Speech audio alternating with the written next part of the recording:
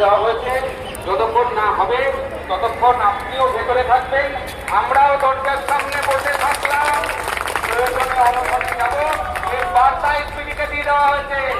SPD এখন totally video কনফারেন্সে meeting করছে।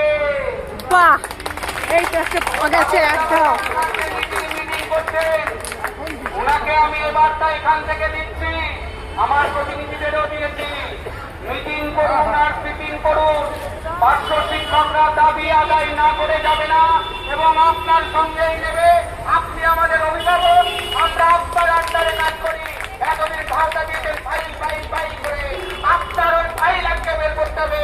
ওই ফাইলে কি আছে আমরা দেখবো। 48,000 প্যারা টিচার, আপনাকে আজই কমেন্ট করতে হবে এবং প্যারা টিচারদের বেড ডেলি লাগবে।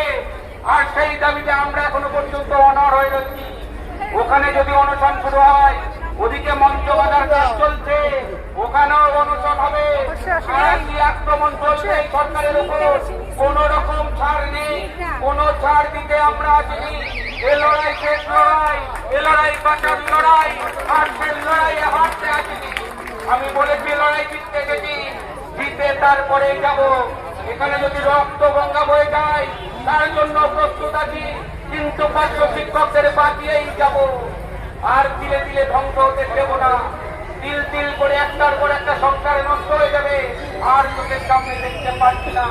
মাননীয় এসপিডি সাহেবের কাছে বড় জোরে অনুরোধ করছি, আপনার কাছে যদি আমার বার্তা যায়, আপনার কাছে বড় জোরে অনুরোধ করছি, 41,000 প্যারা টিচারের পক্ষ থেকে আজকেই আপনাকে ফয়সলা করতে হবে, আজকেই আপনাকে সিদ্ধান্ত নিতে হবে। আপনি কোন অফিসারকে বলবেন আমি জানি না, আপনি আমার অফিসার।